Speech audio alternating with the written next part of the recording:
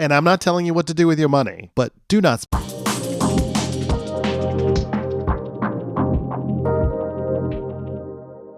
So I got more than a few messages and comments from people asking what I packed for the road trip to Texas. So I thought I'd just do a quick little rundown since I know some people are curious. It sounds like some of you are thinking about doing a road trip on your own.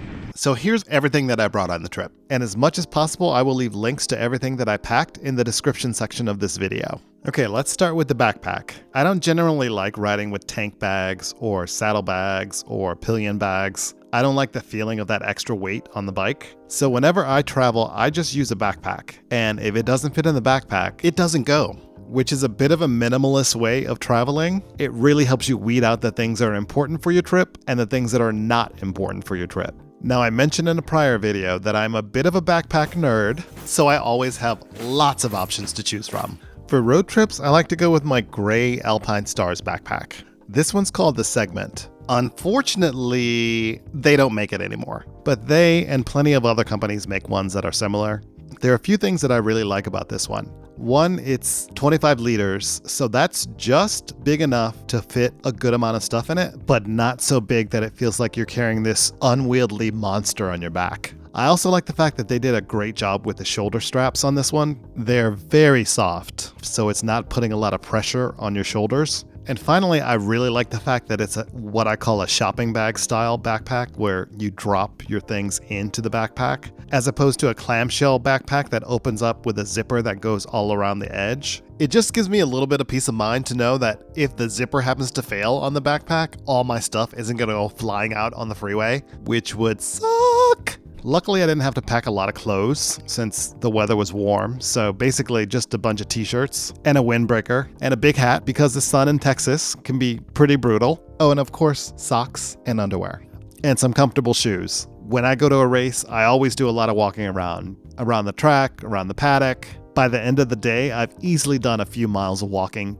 I obviously checked the forecasts on the way there and the way back, and the forecast was clear skies, so rain gear was one less thing I needed to worry about bringing. Of course, I had a little bag full of toiletries, just the usual boring stuff, and a little bag to hold my dirty clothes. I brought a power bank so I could power my GoPro. I just tucked it into my inside jacket pocket and then ran a cord up to the GoPro. And this allowed me to record continuously all day. A small case to hold the chargers and cables for all the electronics. I brought my laptop because I had this crazy idea that I was going to be editing videos at the end of each day. Of course, I was so tired by the time I checked into my hotel room. I just crashed on my hotel bed and passed out. But I'm glad I brought it because it allowed me to check my route for the next day and look at potential hotels of where I was going to stay. I brought a few power bars so I'd have some energy on the go. And every time I'd stop for gas, I would just take a few bites. And of course, a water bottle. I brought a Dainese Clima water bottle, which is a high quality water bottle that I happened to get as a gift. And I'm not telling you what to do with your money, but do not spend $45 on a water bottle. That's a little crazy. Go to the 99-cent store and pick up one for a couple bucks. Now, for my day-to-day riding, I just ride with earplugs, just to cut down on wind noise, but still be able to hear horns or sirens. But for this trip, I got myself a pair of AirPods. Definitely worth it. During those long stretches, being able to listen to music makes the trip so much better.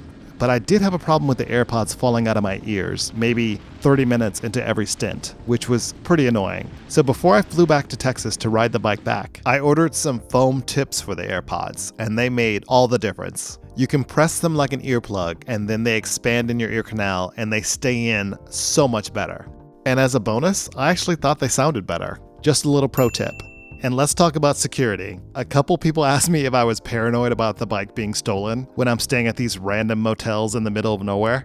How much would that suck to buy a brand new motorcycle and have it stolen a week later when you're on a road trip? Well, if I was so paranoid about the bike being stolen, I would probably never ride it. I would just park it in my living room. And that is definitely not what I want to do. I want to actually ride the bike, hopefully as much as possible.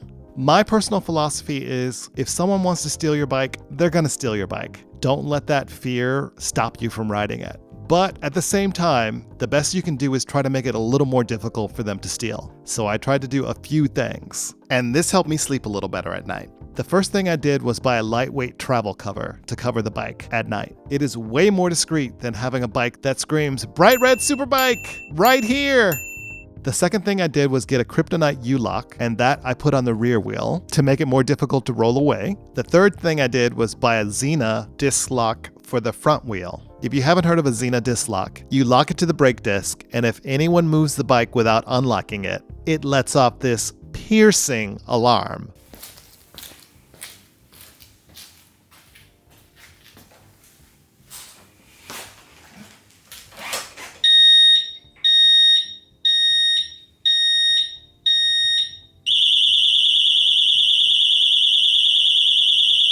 So I parked the bike in front of my motel room so that I would definitely hear that and wake up if someone tried to mess with the bike. And the fourth thing was I hid an AirTag on the bike. So that would ping my phone within 30 seconds of the bike being moved, and it would allow me to track the bike to find it in case it was moved. And lastly, I had the bike fully insured for theft. All those things together allowed me to get a good night's sleep every night. And importantly, I brought what I call an oh-shit case. Because if things go south with the bike, you want to have a basic set of tools and gadgets to help you get back on the road again, so that you're not stranded in the middle of nowhere. I always make sure I bring this because it can save you from having a very bad day. What some might say is an EDC, everyday carry, or maybe ERTC, every road trip carry. Anyway, you don't want to bring every tool in your tool case because your backpack is going to end up weighing a ton. So you really have to just get the bare essentials of things that can help you if you're stranded on the side of the road. The most likely thing to derail your trip is a flat tire. So make sure you have a plug kit. And if you've never plugged a tire before, watch a YouTube video before your trip. It's not that difficult. I know a lot of people will pack CO2 cartridges in their toolkit. I've never really liked that. So instead, I like to bring a compact bicycle pump, which is good in case you happen to get more than one flat in your trip, or if that little CO2 cartridge doesn't properly fill up your tire. A little pencil tire gauge, some Loctite, of course some duct tape, and pro tip, just snip a little straw and wrap a few feet of duct tape around that. It gives you a much smaller spool and it takes up a lot less space in your bag. And if you need more than a few feet of duct tape, your problems are probably a lot bigger than what you can solve with duct tape. I bring some zip ties in case I need to hold anything together. And then I bring a couple of multi-tools with me. I bring a Gerber tool, which has a set of pliers and files and knives. And I also bring a bicycle multi-tool, which has a set of Allen wrenches and screwdrivers, and a spare set of earplugs. Oh, and one last thing. I would definitely recommend bringing a AAA card, or whatever roadside assistance program you have in whatever country you're living in. Because if things go really south and you're stranded in the middle of nowhere, it's just good to know that you have a service that can bring a tow truck and come and bail you out. As I mentioned, I'll put links to everything I talked about in the description section below. And if you happen to have any tips for people taking a motorcycle road trip, feel free to leave them in the comments. Next up is video 1 in my V4 mod series, so subscribe and hopefully I will catch you in the next one.